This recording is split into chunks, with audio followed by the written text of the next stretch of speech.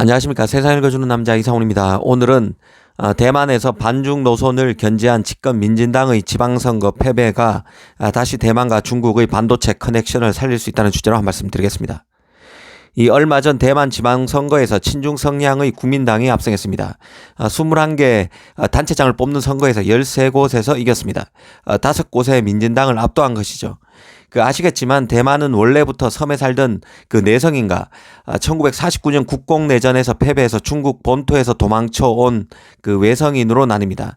대만의 정치 지형도 이 내성인은 반중 성향의 민진당을 지지하고 이 공산당에 쫓겨서 대만으로 정착한 외성인은 언젠가는 중국 본토로 가겠다는 꿈을 갖고 있으며 그 결과 친중 성향을 띱니다. 이들이 국민당을 지지하죠.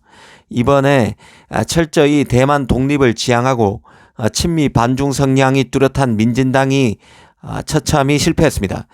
물론 이번 선거에서 졌다고 2024년 내후년이죠. 총통선거에서도 진다는 뜻은 아니지만 여론이 쉽지 않아진 것만은 분명해졌습니다.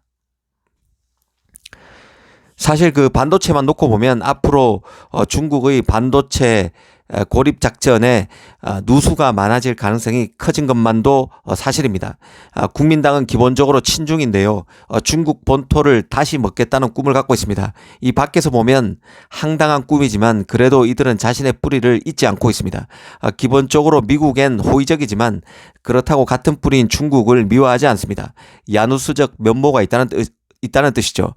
대만 반도체를 더 파고 보면 대만의 반도체 거인들은 모두 외성인 출신입니다. 중국 본토에서 나와서 대만에서 자리 잡은 조상의 후손이라는 뜻입니다. 중국 본토에서 태어나서 시대의 경랑을 맞아서 대만으로 왔다는 뜻입니다. 이 TSMC 창업자 장중모를 한번 보겠습니다. 이 장중모는 중국 저장성 닝보시 출신입니다. 부친이 닝보시 재무관리였습니다. 이 장제스 국민당 정부를 지지했기 때문에 박해를 피해서 홍콩과 중국 본토 등을 왔다 갔다 하다가 최종적으로 정착한 게 대만입니다. 중일 전쟁과 잇따른 중국 내전에 쫓기듯 장중모는 미국으로 건너갔고 테크 세계에서 걸출한 인물이 됐습니다.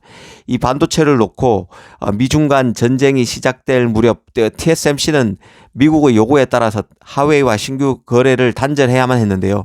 미국의 원천 기술이 들어간 장비를 활용하고 있는 TSMC로서는 미국의 요구에 따라서 하웨이 칩을 더 이상 만들어줄 수 없게 된 것입니다. 하지만 TSMC는 이 규제가 공식적으로 발표되기 전 하웨이가 TSMC가 없어도 상당 기간을 버틸 수 있게끔 칩 재고를 축적할 수 있도록 도왔습니다. 이 TSMC가 극단의 규제가 미국으로부터 나올 것을 미리 예상하고 하웨이 칩을 물신양면으로 만들어줬다는 뜻입니다. 이 대만과 중국이 서로 배척하는 것 같지만 피는 물보다 진합니다. 이런 양면적인 메커니즘이 현실에서도 충분히 작동할 수 있다는 생각이 듭니다. 이 사실 중국 대만 커넥션은 중국 파운드리 SMIC와 TSMC 관계에서 더 잘 드러나는데요. 지난 2000년 SMIC를 설립한 사람은 리처드 장루직입니다. 중국 이름으로 장루직인데요. 중국 반도체의 대부로 불리는 사람입니다.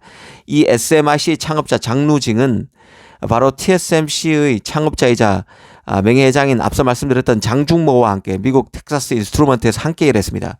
그것도 텍사스 인스트루먼트에서 장중모 바로 밑에서 일했던 사람이 바로 장루직입니다. 장루직의 사수가 장중모란 뜻입니다. 이 장중모는 지난 1987년 56세 나이에 대만에서 TSMC를 설립했는데요. 그런데 또 눈에 띄는 것은 그가 2000년에 인수했던 회사가 있었는데 이게 바로 장루징이 대만에서 설립한 반도체 업체였다는 점입니다.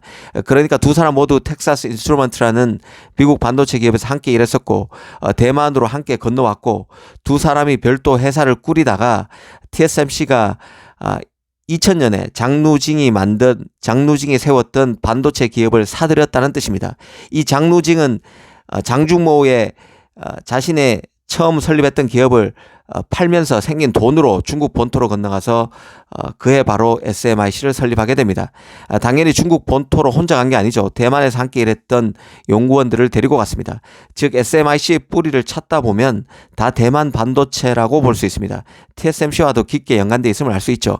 TSMC가 사줬던 기업 때문에 그 판돈으로 장루징이 SMIC를 세울 수 있었다는 뜻입니다. SMIC뿐만 아닙니다. 중국의 칭하유니그룹도 대만 디램의 대부로 불렸던 가오치안을 영입하기도 했었죠. 중국 반도체 기업의 핵심 현재가 다 대만 출신입니다. 그래서 물론 그 대만 출신이라는 그 인재들의 뿌리는 중국 본토에 있죠. 다 대만 인구 구도로 봤을 때 다 외성인이라는 뜻입니다. 그래서 많은 이들이 중국의 반도체 굴기는 사실상 대만의 파운드리 TSMC, 메모리 기업인 난야, 윈본드 등에서 기술 수요를 등에 업은 것이라고 말하는 것이죠. 개인적으로 맞다는 생각입니다. 지금 중국과 미국이 각을 세우고 있고 그 중심에는 반도체가 있습니다. 이런 배경과 역사를 알면 지금의 미중 관계 악화에 따른 반도체 시장의 역학 구도도 자꾸 이면을 한 번쯤 생각해 보게 됩니다. 이 분명 앞에서 언급한 역사는 과거일 뿐입니다. 현재 TSMC는 중국과 거래를 끊는 쪽으로 가고 있습니다. 당장 그 애플에 이은 2대 거래처인 하웨이를 완전히 내쳤고 이후 중국의 최신 칩을 만들어 주지 않고 있습니다. 미국 규제를 철저히 따르고 있다는 얘기죠. 하지만 이런 움직임은 미국에 의해 강요된 것이기도 합니다. 대만의 현재 총통인 차잉원의 민진당이 선거에서 패했고 만약 총통 선거에서 지기라도 한다면 앞으로 친미 반중 일변도의 외교 정책에도 큰 수정이 불가피할 수도 있을 것입니다. 이미 지방선거 패배 이후에도 외교 정책의 일정 부분 궤도 수정이 이루어질 것입니다. 그 과정에서 그간 정교하게 수립돼 왔던 중국을 배제한 칩 공급망, 중국으로의 기술 이전을 막기 위해서 촘촘히 구축되어 온 법과 제도에 구멍이 생길 가능성도 커졌다는 생각입니다. 여기에 그 글로벌 경제 전반도 어렵습니다. 칩 시장도 이 여파를 피하기 어려운데요. 그럴수록 중국을 막기 위한 전 세계적인 글로벌 단일 대우에서 이탈하는 움직임도 나타날 수 있습니다. 이런 움직임이 이미 유럽, 그 ASML 등에서 포착되고 있다는 말씀을 드린 적이 있는데요. 중국은 이런 약한 고리를 집요하게 파고 들어갈 것으로 봅니다. 중국 입장에서 보면 대만 반도체는 그래도 믿을 만한 파트너입니다. 모두가 중국에 각을 세울 때 그나마 피로 얽힌 민족이라 감정적으로 호소할 여지가 있습니다. 하지만 냉정히 보면 중국 반도체가 대만 수준까지 성장한다면 대만 반도체는 토사구팽 당할 처지인 것도 맞습니다. 만약 중국 파운드리 SMIC가 7나노 칩을 만들 수 있다고 한번 가정해 보겠습니다. 이렇게 되면 이 TSMC에 맡겼던 중국의 팹리스 물량이 모두 SMIC로 흘러 들어갈 것입니다. 죄다 흘러 들어간다고 봐야 될 것이죠. 대만은 이런 것도 염두에 둘 것으로 봅니다. 이미 그 성숙 공정 칩에서는 중국의 이런 호된 경험이 중국 당해봤기 때문에 더 그럴 것입니다. 오늘은 그 민진당의 선거 패배를 계기로 중국과 대만의 반도체 커넥션에 대해서 다시 한번 생각해 봤습니다. 감사합니다.